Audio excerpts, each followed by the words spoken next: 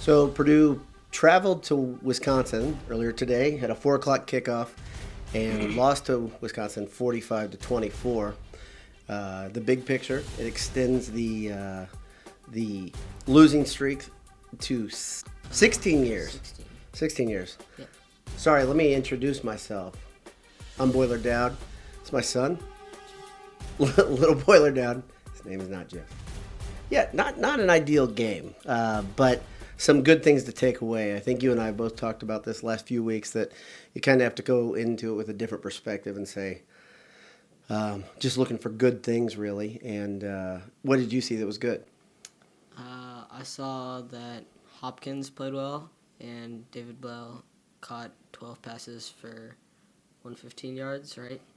Yeah, that's correct. Bell had For 108 yards. Bell had 108 yards receiving, 12 receptions. Hopkins, just a great day. He had 93 yards alone in the first half. Wisconsin tried to take him away in the second half smartly, and he still ended up with 127 yards, 2 touchdowns. One of those from Milton Wright. Yeah, that's right. That was one of the exciting things about the game today. Milton Wright played really well. He had a couple catches. He dropped a big ball early that stalled out a Purdue drive. I think they ended up with a field goal first drive of the game. But he played pretty well. These freshmen continue to play pretty well. Purdue continues to go away from the run. That was obvious. Horvath had a pretty good game, though. Yeah. He had 34 yards rushing on just 4 attempts. So really solid. And he was running hard, don't you think? Yeah, one of those was like a 20-yard rush. Yep. That's it. And he really fought for those yards in between the tackle too. It's tough to get the difficult yards, if that makes any sense, versus Wisconsin. It's tough to run between the tackles versus Wisconsin. And Horvath did a good job. DeRue played most of the first half, and really Horvath, I think, played most of the second half. Wisconsin made a lot of mistakes, right? Kind of kept Purdue in it, gave Purdue a pulse when the game should have been over. Mm-hmm. Wisconsin had 4 turnovers. 2 of those were by Taylor. Yeah, he pretty much just gave the ball away. They had a real sloppy handoff attempt to the other Taylor when they were running the Wildcat. And then they had the first half, Karlaftis caused a fumble. Yeah. And Karlaftis was really wreaking a lot of havoc, especially early in the first half. Purdue was really fighting toe-to-toe with Wisconsin.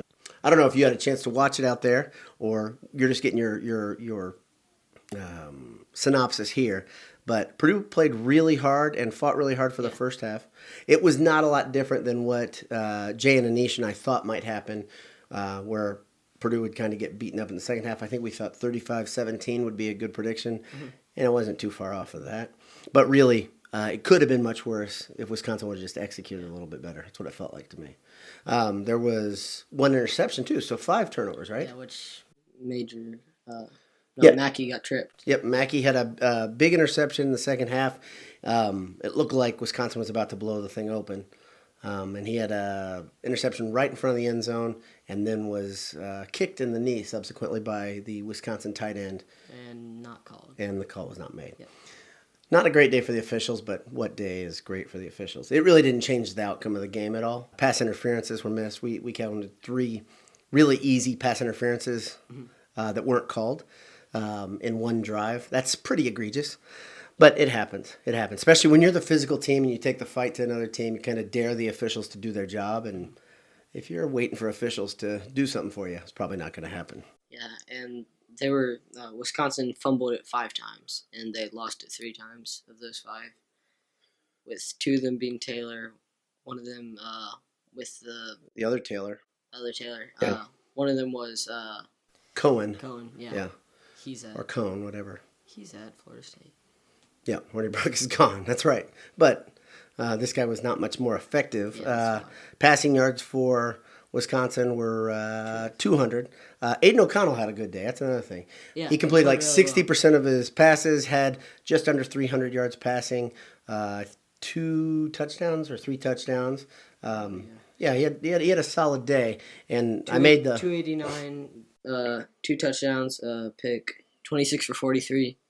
Yeah, but the pick was a good pass. He just threw it into triple coverage. So I don't know if anything was good on that. I was debating that on Twitter. I think he forced it. He was rolling right. He threw it into triple coverage, a long way downfield. That's asking a lot to happen on one play. you're really rolling the dice. But most of his decision making was really, really good, and that continues to be kind of his hallmark. He thinks the game well. We also noticed that they made that the Wisconsin fans were filing in single file for some reason, and Tim Brando was still telling us that it's a sellout. He said it was a sellout, and the Wisconsin student section was still coming in the game middle of the first quarter. We've got the game, a replay playing over our head here, and you can see Holt is mad. Holt was mad. And the debate about what's going to happen with the defense and the coaching staff at the end of the season, I think, will continue. This doesn't help. So next week, Purdue will play IU at noon at Ross-Ade. They'll welcome them there. Aiden O'Connell continues to take steps forward, and Purdue's offense is looking pretty solid on the back of young receivers, because really Anthrop didn't do much today. We saw him in a couple plays. I thought he might be injured. Yeah, there was a rumor on Twitter before the game that he might have broken his foot. No truth to the rumor. He didn't even walk with a limp. Yeah, but he didn't get any passes. He did not. I don't think he was. Hell, he was thrown to one time. It was one that it looked like there should have been pass interference, and there was no call. No catches, though. Yep. So, do you have any thoughts about next week? Next week should be a good game. I think they'll be able to pull through the W. We were debating off of the air. Dave from the site was saying that IU's lack of quality wins really makes it tough to believe in them very much. And I think that's a fair point. But at the same time, they got 7 wins. They're kind of backing out of the season right now because they've lost 2 straight now, I believe. Yeah. And they come to Purdue, and that's not been a great place for IU. But still, I think they got to play a very precise game offensively, and the defense really needs to be at a different level than we've seen for much of the season, because IU's offense has been solid at times, and I think Ramsey's a very good decision maker, and IU always has those skilled players. They've got great receivers, and Stevie Scott, the running back, is very solid. So one last thing, we saw at the end of the first half, Wisconsin kicked a 62-yard field goal, and it got in by 1 rotation. That was a really interesting play, right? Because Wisconsin was driving, Purdue got one of those turnovers, didn't do anything with it, punted it away. Wisconsin got down to the field quickly, and it looked like they didn't get far enough. On the other side of the 50. Yeah, and so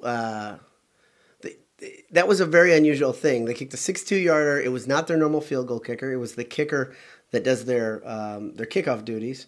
And literally the ball rotated like perfectly. It looked like it shouldn't have gone over, and it almost like made itself thin and barely missed the bar. If it was a foot to the left, it would have been far left, and if it would wide left, and if it was down a foot, it would have missed. Wisconsin made plays. They made some mistakes, but they were just the better team, and they really just mauled Purdue. You know, their size and strength, especially in the middle, really tough for Purdue to overcome.